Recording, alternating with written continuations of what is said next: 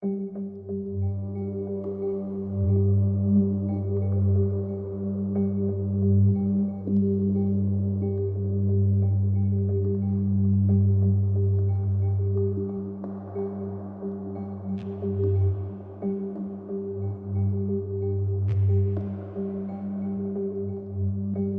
of the problems that are now being discussed by modern logicians are, unbeknownst to them, already in the ancient Indian books.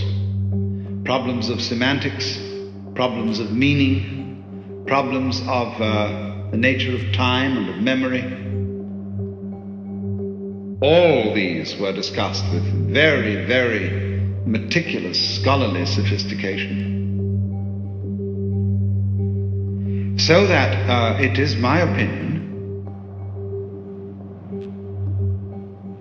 that this was a very, very fertile period of human history, and that the philosophy in which it eventually emerged, the philosophy of Mahayana Buddhism,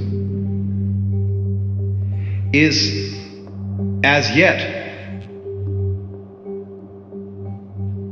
the most mature and really intelligent theory of human life and of the cosmos that man has ever devised. It is characteristic of this point of view that it adheres to the middle way. And the middle way doesn't mean moderation. It means the bringing together of opposites, of what we might call in our world spirit and matter, mind and body, mysticism and sensuality, unity and multiplicity, conformity and individualism. All these things are marvelously wedded together in the worldview of Mahayana. And fundamental to Mahayana Buddhism is the idea of what is called the Bodhisattva. Bodhisattva means a person who has as his essence, sattva, bodhi, awakening. And it's usually used to mean a potential Buddha. Someone who is, as it were, just about to become a Buddha. That was the original sense. And so part of the Pali canon is a book called the Jataka Mala, the tales of the Buddha's previous lives. How he behaved when he was an animal, how he behaved when he was a man long before he became Buddha. And in all these stories, he is represented as sacrificing himself for the benefit of other beings. But since he had not yet become a fully fledged Buddha, he's called in these stories a Bodhisattva. That really means a potential Buddha. But the point is that as a potential Buddha, as a Bodhisattva, he is always involved in situations where he's feeding himself for the hungry tigers and so on. Now, in the course of time, the term Bodhisattva underwent a transformation. A Bodhisattva matures and becomes a Buddha. And what does that mean popularly? It means that whoever is fully awakened to the way things are is delivered from any necessity to be involved in the world anymore. In other words, you can go onto a transcendent level of being where time is abolished, where all times are now, where there are no problems, where there is perpetual, eternal peace. Nirvana, in the sense of the word parinirvana, means beyond nirvana, super nirvana. So that if you are fed up with this thing, and you don't want to play the game of hide and seek anymore, you can go in the parinirvana state and be in total serenity. However, and again I'm talking the language of popular Buddhism, a person who stands on the threshold of that peace can turn back and say, I won't be a Buddha,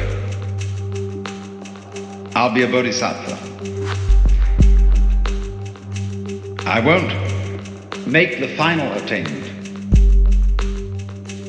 because I would like to go back into the world of manifestation they call samsara, go back into that world and work for their liberation.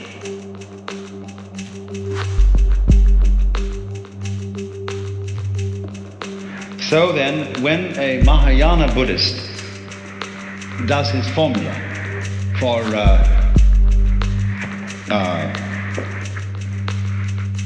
puja,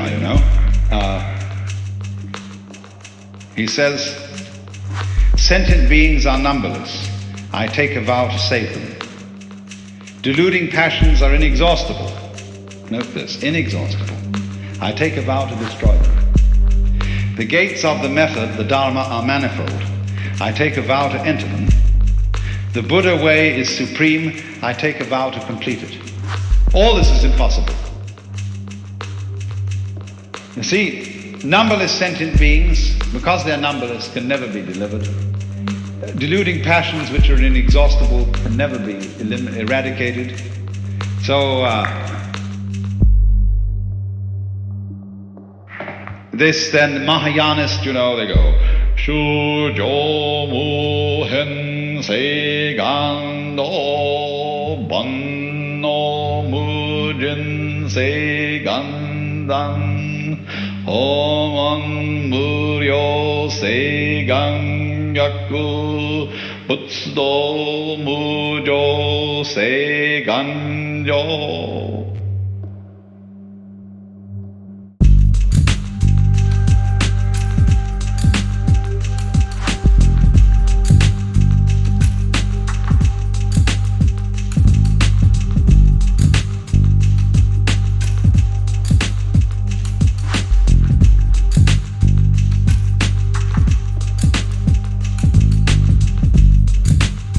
Bodhisattva who returns into the world and becomes involved again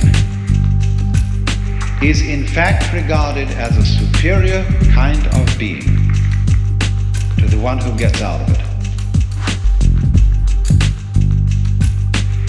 The person who gets out of the rat race and enters into eternal peace is called Pratyeka Buddha, which means private Buddha. Buddha who does not teach, who does not help others. And in Mahayana literature, that is almost a term of abuse. Pratyeka Buddha. Pratyeka Buddhas are classed with unbelievers and heretics and infidels and fools. But the great thing is the Bodhisattva. All beings are thought of in popular Buddhism as constantly reincarnating again and again and again and again into the round of existence, helplessly, because they still desire. They are therefore drawn back into the cycle. The Bodhisattva goes back into the cycle with his eyes wide open, voluntarily, and allows himself to be sucked in. And this is normally interpreted as an act of supreme compassion. And bodhisattvas can assume any guise. They can get furiously angry if necessary in order to discourage evil beings. Even could assume the role of a prostitute and live that way so as to deliver beings at that level of life. Could become an animal, could become an insect, become a maggot, anything, all deliberately and in full consciousness to carry on the work of the deliverance of all beings. Now that's the way the popular mind understands it. Therefore, the Bodhisattvas are all revered and respected and worshipped and looked upon as gods, as we look upon God in the West, and as saviors as the Christian looks upon Jesus. But underneath this myth, there is a profound philosophical idea, and that is this. It goes back to the Hindu philosophy of Advaita or non-duality. Namely, the apparent dualism of I and thou, of the knower and the known, the subject and the object, is unreal. And so also, the apparent duality between Maya, the world illusion, and reality is unreal. The apparent duality or difference between the enlightened and the ignorant person is unreal. So the apparent duality of bondage and deliverance or liberation is unreal. The wise, the perfectly wise man is the one who realizes vividly that the ideal place is the place where you are.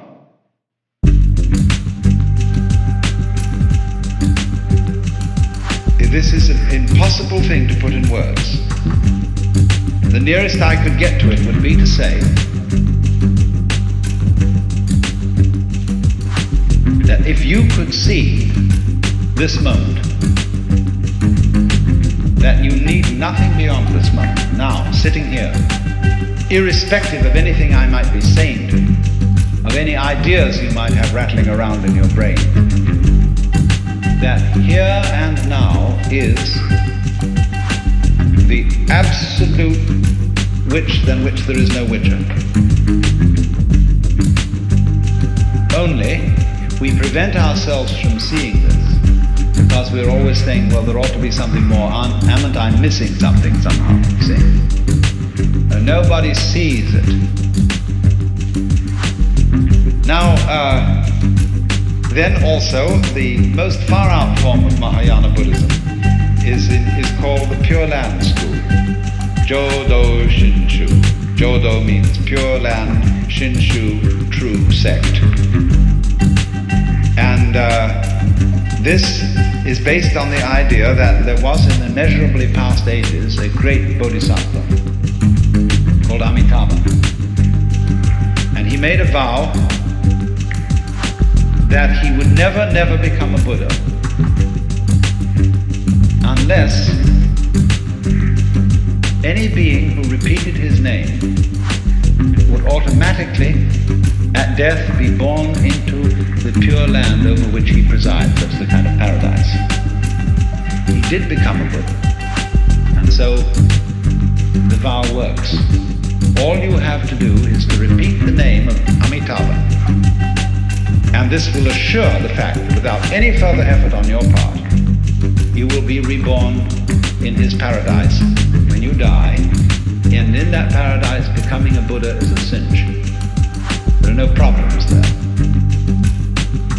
The Western paradise, you see, is some kind of a level of consciousness.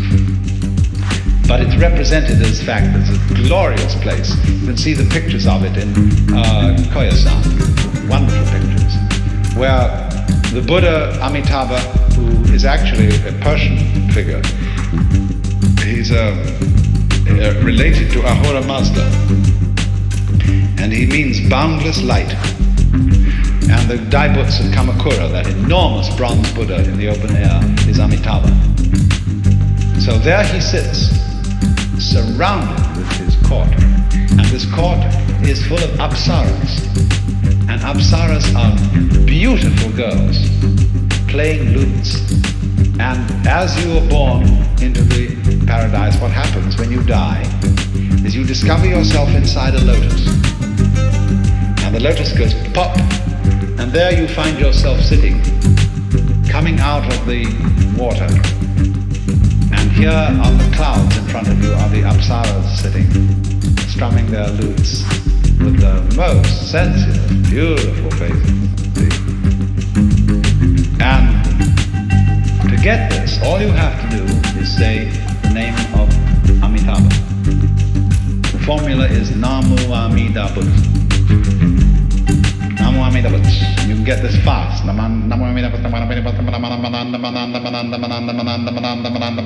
Said many times, you see. So you're quite sure it's going to happen. But actually you only have to say it once. And you mustn't make any effort to gain this reward, because that would be spiritual pride. Your karma, you see, your bad deeds, your awful past is so bad that anything good you try to do is done with a selfish motive and therefore doesn't affect your deliverance. Therefore, the only way to get deliverance is to put faith in the power of this Amitabha Buddha and to accept it as a free gift and to take it by doing the most absurd thing, saying Namo Amida Butsu.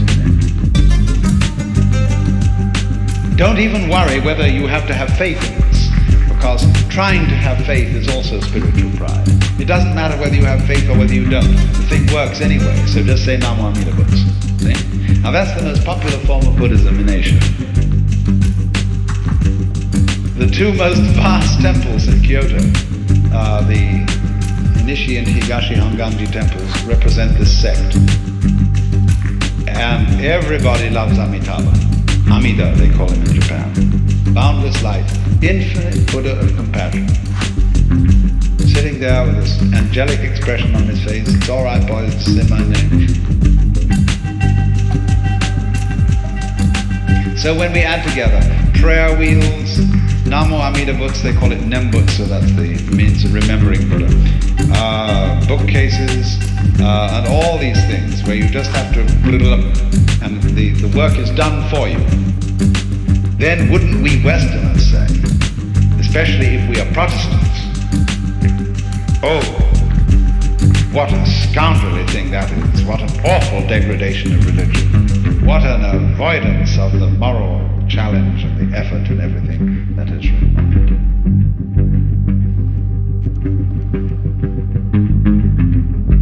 Is this what the Bodhisattva doctrine of infinite compassion deteriorates into? Now you see,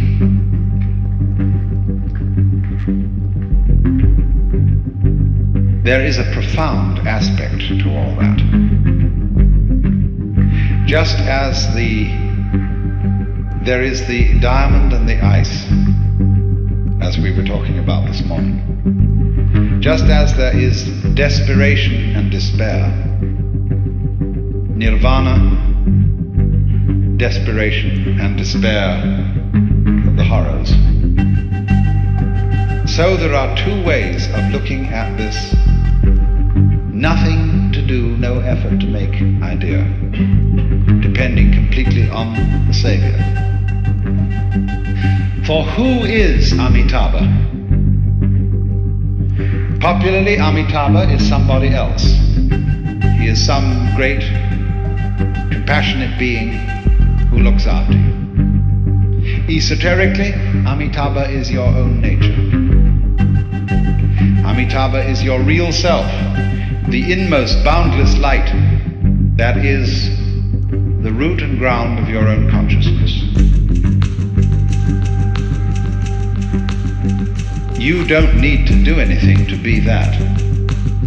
You are that. And saying Nembutsus is simply a symbolical way of pointing out that you don't have to become this, you are it.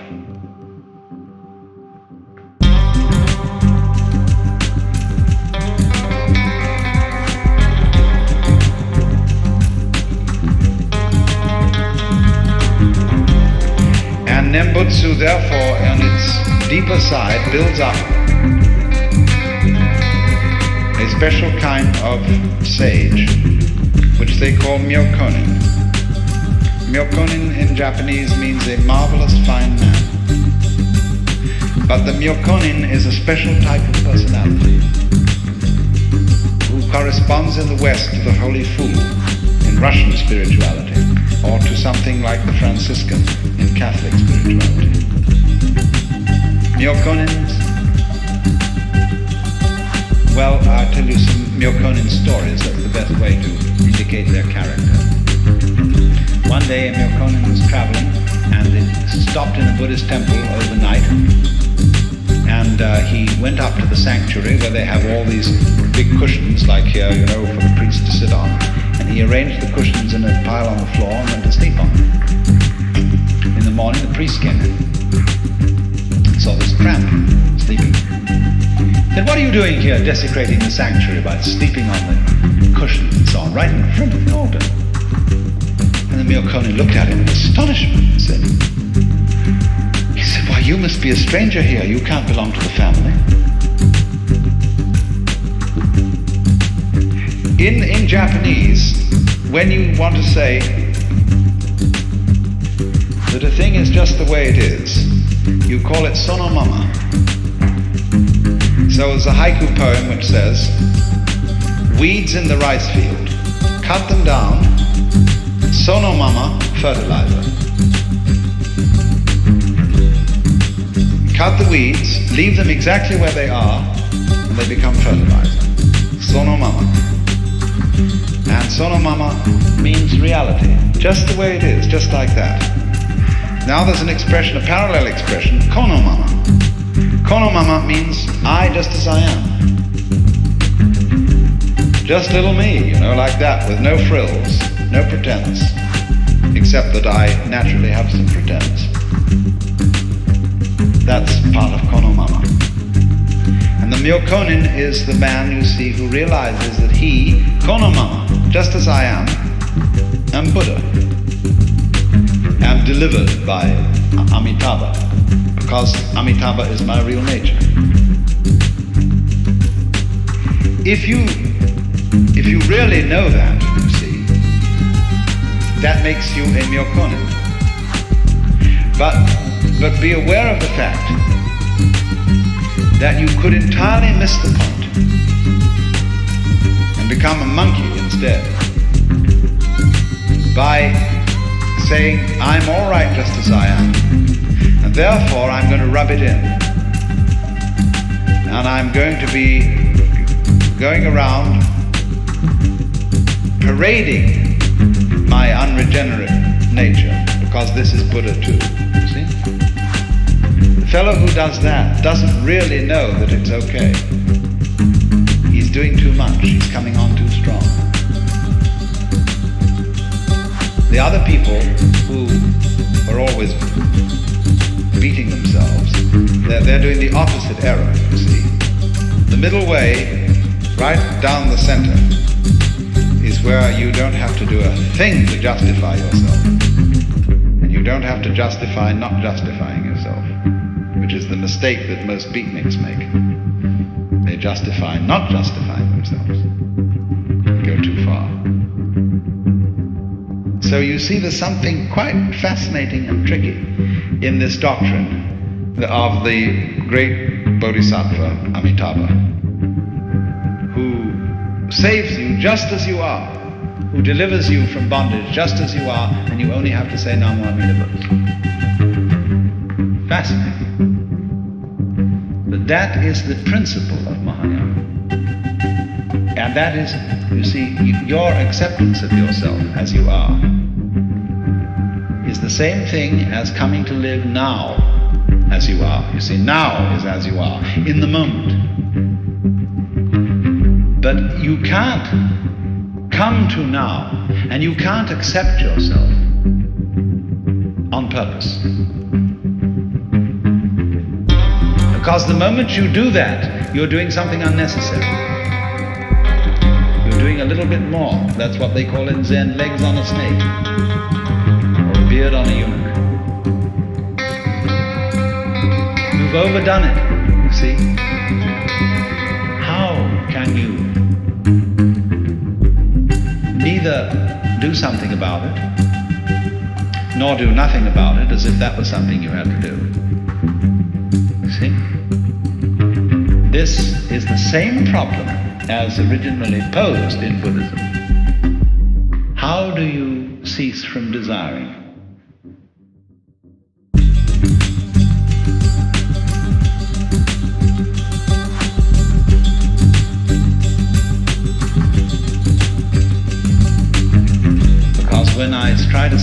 desiring, I am desiring not to desire. You see this? All of this is what is called upaya, or skillful device, to slow you down so that you can really be here.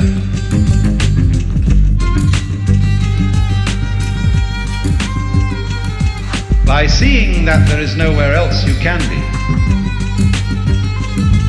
you don't have to come to now. Where else can you be? It isn't a task. It isn't a contest. What the Greeks called agon, agony, a contest. There's nowhere else to be. So they say, nirvana is no other than samsara. This shore is really the same as the other shore. It's not so if you look for this, Lankavatara Sutra says, if you look to try and get nirvana in order to escape suffering and being reborn, that's not nirvana at all.